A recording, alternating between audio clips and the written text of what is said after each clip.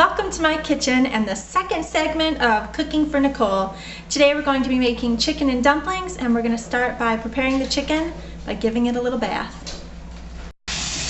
Okay, so after defrosting the chicken, or maybe you're preparing it fresh out of the refrigerator, you just want to bring it over to the sink and wash out the cavity.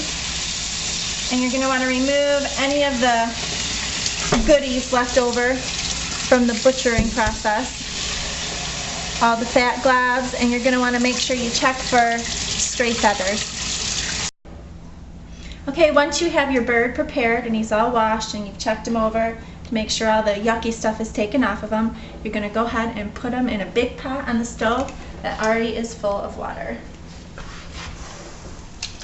Make sure you leave enough room so that the water doesn't spill out once you put your bird in. Okay, to the pot that has the chicken in it, you're going to add some bay leaves, some parsley, and you don't really need to measure it, you just want to put some in there. And this is just to flavor your broth. And then you're going to put the center of the celery in there. And then you're going to want to put one large onion. Peel off the skin.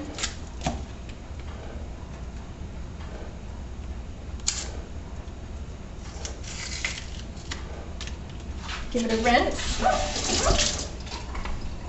And then I just cut it into two halves and then quarter it up. Once this comes to a boil, you'll put a lid on it and then turn down the heat, and it's going to simmer for 3 to 4 hours. Here's a look at the halfway point.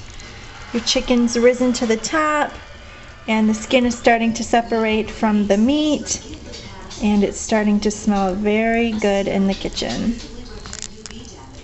Okay, so the chicken's cooked. I cooked it for about 4 hours, and then I took it out of the broth with a big slotted spoon. I put it in a big bowl so that it could cool, and once it was cool enough to handle, I deboned it, which means I just took all the meat off of it and skin and all of that stuff, and here is a pile of the shredded up chicken. I chopped up about 2 carrots, 3 stalks of celery, and we're ready to go. So the first thing you're going to do is take the water that the chicken was cooking in, it's now a broth, and you're going to strain it. And to do that, you'll just put your colander in a big bowl and put a towel or a piece of cheesecloth in there and pour it in. And this is just to remove all the impurities and get some of the fat off the top.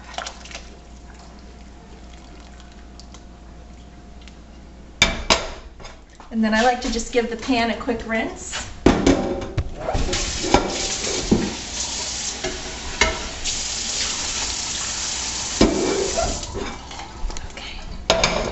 So then you just lift your colander out,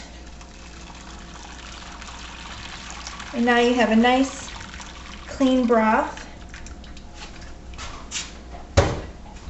and you just pour all that back in.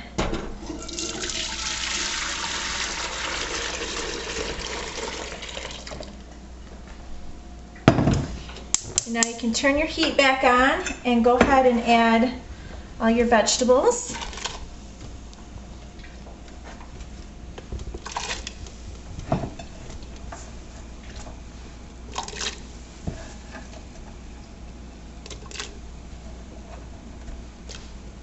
Okay, and for the chicken, you're just going to want to add about half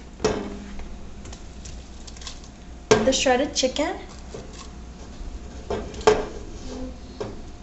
And then the rest of the chicken can be used for a rice dish the next day, or I like to mix half of this with some Miracle Whip and salt and pepper and make some chicken salad sandwiches and then have a rice dish for dinner. So you can get 3 meals out of that $4 chicken. Okay, and to your broth and your chicken and vegetable mix here, you're going to add a little bit of basil,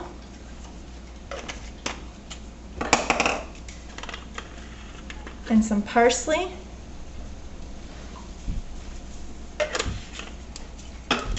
And just a small amount of salt. You don't want to add too much salt because you can always add more later, but you can't take it out. Now we gotta do the dumplings.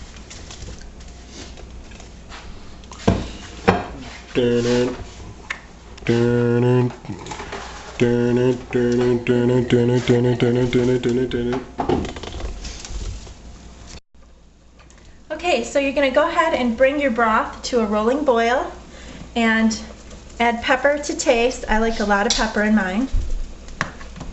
And then you're going to want to add some chicken broth to it. About half of this will be enough. Just pour it on in there. And this will just give it more of a chicken flavor, make it a little more rich. And then we're going to make up some dumplings. And to make the dumplings, I use Bisquick. I've made it with flour before, and they're just not as good. So Bisquick is the way to go. The directions are on the side of the box, so you need 2 cups of Bisquick.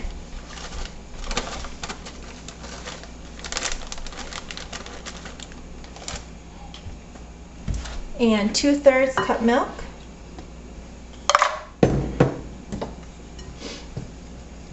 And just stir this up.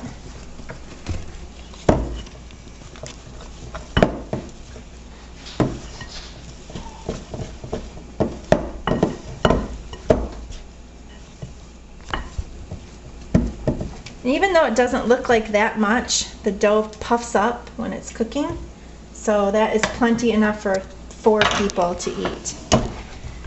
Once this is boiling again after you've added the broth, you just take spoonfuls like this and just drop it in like that.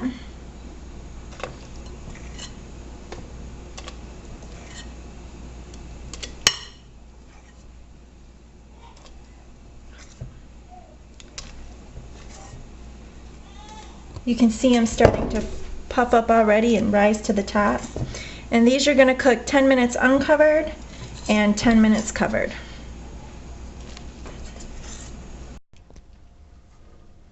Okay, so the dumplings have cooked for their 20 minutes. They look nice and fluffy. You're going to go ahead and take them out.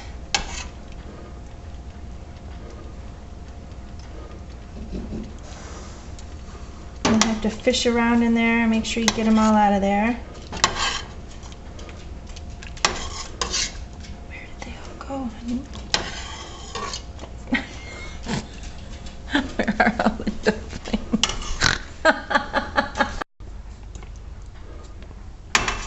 And there you go. Doesn't that look delicious?